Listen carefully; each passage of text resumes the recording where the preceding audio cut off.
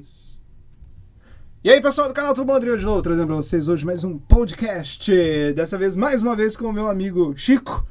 Nós vamos conversar um pouquinho sobre uma onda de terceirizações que vem acontecendo aqui na cidade de Campinas. Tudo bem, Chico? Quero agradecer aí, primeiramente, mais uma vez ter aceito o convite. Um convite de última hora, como sempre, mas você sempre aceita e foi maravilhoso te receber aqui mais uma vez. Ok. É um prazer estar aqui, né, Adriano? Tá falando sobre essa onda de terceirização, né, no sistema público de saúde e tudo mais, né? Tá discutindo sobre política, né, numa linguagem um pouco mais simples e acessível para a população, tá entendendo? Muito bem. E já vamos começar com a primeira pergunta. Você é a favor ou contra a terceirização? A favor ou contra a terceirização? Adriano, então, eu acho que para responder essa dada pergunta, entendeu? A população, assim, no geral, é um pouco difícil. Não rodeia, é você, não a população. Sim. A população, depois eles pensam por si Mas, só. pensa por si só, entendeu? Mas como que eu posso falar? Primeiro, é necessário você entender qual que é a posição do Brasil no estado global, entendeu? Como o próprio Milton Santos, ele costumava dizer, né? O mundo está em toda parte. O mundo é o que se vê da onde se está. Então, há 20 anos atrás, 30 anos atrás, para você, por exemplo, saber o que estava acontecendo na China, acontecendo na Rússia, você teria que viajar até lá. Hoje em dia, tipo assim, você pode achar todas as condições, né, que está ocorrendo no mundo em Campinas mesmo, entendeu? Porque se a onda de terceirização vai estimular o neoliberalismo, começa a estimular o neoliberalismo a partir de Campinas mesmo, e você não precisa, como é que se diz, conhecer, sair de Campinas para conhecer o neoliberalismo. O que é o neoliberalismo? Para o pessoal de casa entender. Bem, neoliberalismo, galera, Pode falar nessa câmera aqui, pessoal. é o seguinte, né, de um modo simples, você reduz o Estado ao máximo, entendeu? Vamos supor, como você tem, como é que se diz, planos sociais e tudo mais, entendeu? Você vai reduzindo o Estado, tendo muito mais, como é que se diz, iniciativa privada do que iniciativas governamentais. Então, quando uma pessoa fala, vou privatizar, eu sou a favor da privatização, ele quer reduzir o Estado mínimo, entendeu? O mínimo possível, porque as pessoas que creem no neoliberalismo acreditam que, tipo assim, o Estado, ele funciona muito mais quando ele é mínimo. Hoje no planeta temos algum país que utiliza o neoliberalismo? Eu diria assim, Adriano, que após a queda da extinta União Soviética, se tem muito em moda esse conceito de direita, esquerda no Brasil. Porque eu sou contra a privatização do Sistema Único de Saúde. Então, tipo assim, eu estou sendo de esquerda, mas se eu sou neoliberalismo, eu estou sendo, como é que se diz, de direita e tudo mais. Após a queda da extinta União Soviética, tudo se tornou neoliberal, Adriano. Você não tem mais, como é que se diz, um país, por exemplo, no mundo que fosse socialista. A China, você não pode entender ela dentro de parâmetros marxista, entendeu? E nem também entenderia o governo do Lula dentro de parâmetros, assim, marxistas, entendeu?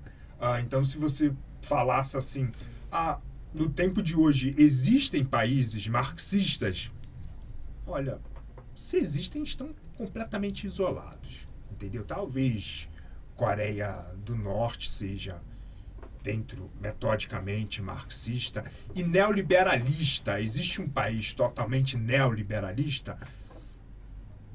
Eu acho que existe uma coisa assim mesclada, entendeu? Singapura não poderia ser uma pura Singapura. neoliberalismo. completamente.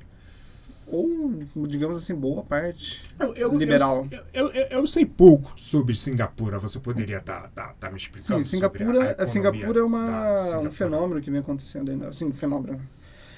É um país que vem se destacando, né? Uma região que vem se destacando, Singapura, na verdade, que ela vem demonstrando uma ideia mais liberal.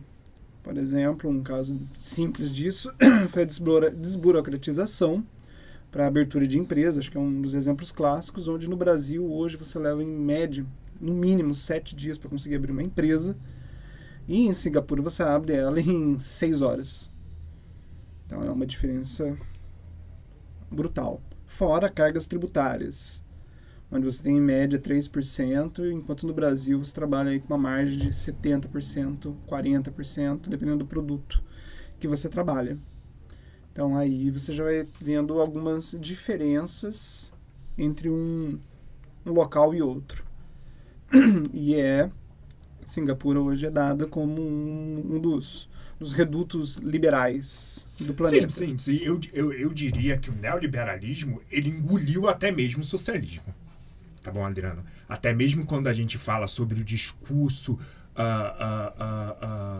por exemplo, o lugar da mulher é onde ela quiser, por exemplo. Discurso de ideologia de gênero, discurso disso. Eles estão tudo, como é que se diz, no escopo do neoliberalismo. Entendeu? Isso a gente estava conversando um pouquinho antes da entrevista. Isso, corretamente. Comentou que, como é que era o nome do rapaz que assinou e apresentou o projeto da mulher votar? Stuart Mill, foi filósofo Stuart Mill, se eu não me engano, tá? Ele estava muito envolvido em todo esses esquema do direito da mulher ao voto e tudo mais. Stuart Mill era do movimento feminista? Sim, ele na verdade era neoliberal e ajudou muito no movimento feminista. Entendeu? Então não foi as manifestações feministas que conseguiu. Foi, na verdade, no final das contas, um liberal que foi lá e escreveu o projeto e entregou. Sim, um presente do homem para as mulheres. Como que eu posso falar? O feminismo, ele possui bases neoliberais. Não são bases socialistas? Adriano, isso é um tanto quanto contraditório, tá bom? Por quê? Existem certos pontos, por exemplo, que as pessoas defendem com uma outra bandeira. Entendeu? Porque, eu achei isto bonitinho. Entendeu? Então eu rotulo com a minha bandeira. E, na verdade, se você for estudar o movimento, a raiz do movimento, não é bem isso. Como, por exemplo, eu vou falar sobre linguagem neutra de gênero. Isso não vem bem do marxismo. Você acha, por exemplo, que em Serra Leoa, que é um país que não tem um capitalismo bem estruturado, por exemplo, tem ideologia de gênero? Não, Adriano. Para tudo isso se movimentar, por exemplo... isso é verdade, porque na Coreia do Norte não tem essa discussão. Sim. Tipo assim, Kim Jong-un você tá lá. como é que se diz, o capitalismo, nada disso funciona bem, entendeu? Então as pessoas, elas são um pouco confusas em relação ao que seria uma pauta marxista, uma pauta neoliberal. Na minha posição, tudo atualmente é neoliberal, entendeu? Tudo tem de ser enxergado na posição do neoliberalismo. Então por que a esquerda condena tanto o neoliberalismo? Boa pergunta, Adriano. Essa é uma pergunta que eu gostaria de como é que se diz, de chamar uma pessoa que se autodeclara, por exemplo, marxista ao extremo, por exemplo, lulista, essas pessoas que gostam de fazer, né? O L. Pera lá, qual que é a principal diferença entre o governo Fernando Henrique e o governo do Lula? Praticamente nenhuma, entendeu? Você tem um país voltado para o neoliberalismo. E é isso que o governo do Lula ele vai fazer. Ele vai abrir as portas, né, para o nosso país ser englobado dentro do cenário neoliberal. Entendeu? Então você não vai pensando, por exemplo, que você vai ter um processo de marxismo como ocorreu na extinta União Soviética. Esquece isso daí. Isso não existe. O que ocorreu na extinta União Soviética não ocorre mais no tempo de hoje. Entendeu?